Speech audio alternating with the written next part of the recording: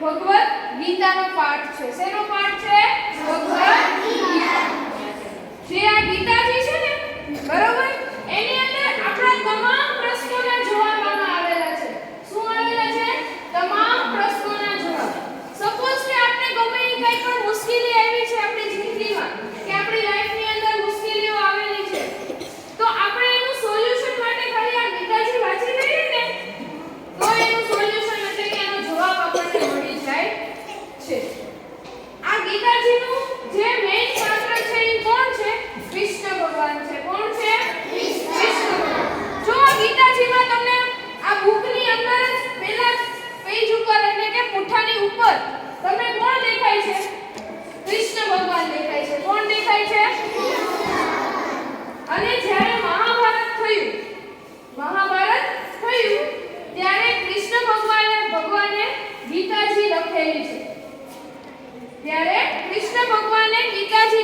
છે. ક્યારે લખેલી છે? જ્યારે મહાભારત થયું ત્યારે. સમજાયું? બરોબર. હવે મહાભારતમાં ગીતાજી જે લખી છે કૃષ્ણ ભગવાને, એ કોના ઉદ્દેશ્યથી લખી છે? તો કે અર્જુન. કોણ? અર્જુન. જે અહીંયા નીચેની સાઈડ હાથ જોડીને બેઠેલા છે ને, એ અર્જુન છે. કોણ છે? અર્જુન. જે પાંચ પાંડવો કહેવાય ને, પાંચ પાંડવો, એમાંનો એક ભાઈ છે આ અર્જુન. કોણ છે? અર્જુન. અર્જુનને સમજાવવા માટે છે ને કૃષ્ણ ભગવાને ગીતા લખેલી છે. કૃષ્ણ ભગવાને ગીતાજી એટલા માટે એને લખી છે કે અર્જુનને બધી વસ્તુની સમજ આવે. સમજાયું? ગીતાજીમાં આપણે શું શું છે? તમે કેવા કર્મ કરો છો? તમે સાચું કેટલું કરો છો? કઈ વસ્તુ તમે લાઈફમાં તમે ખોટી કરો છો? એના વિશે તમને બધી જાણકારી આપે છે. અને ગીતાજીમાં તમારા લાઈફની અંદરના ગમે એ પ્રશ્નોના જવાબ આવેલા છે. એમાં કૃષ્ણ ભગવાને એક સારું એવું એમાં કીધેલું છે. એમાં એક શ્લોક લખેલો છે કે તમે લોકો સારા કર્મ કરશો તો તમને સારું ફળ પ્રાપ્ત થશે.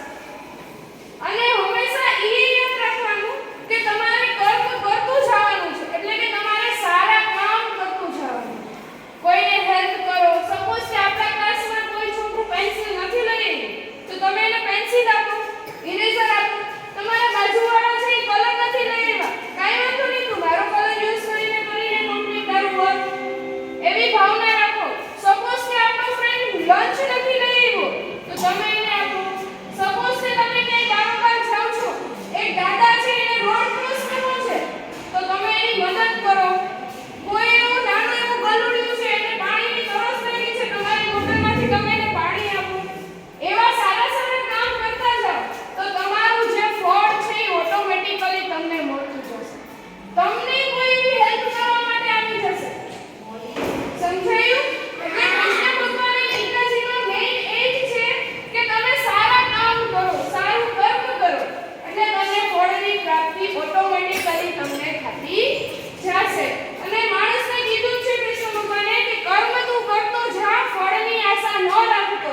છતાંય આપણે ફળની આશા રાખીએ છીએ અને આપણને ફળ મળે પણ છે ને?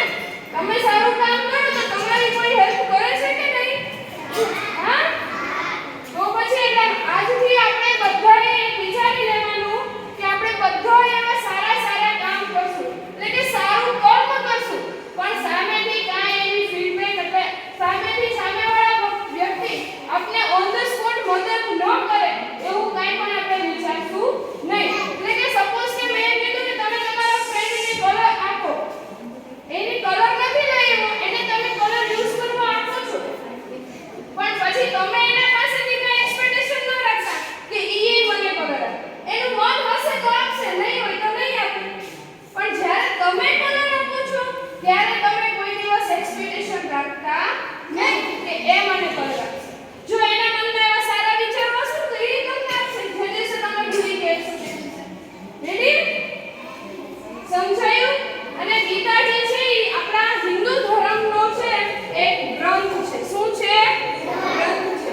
જેમ રામાયણ, મહાભારત, ગીતાજી, કૃષ્ણ ભગવાન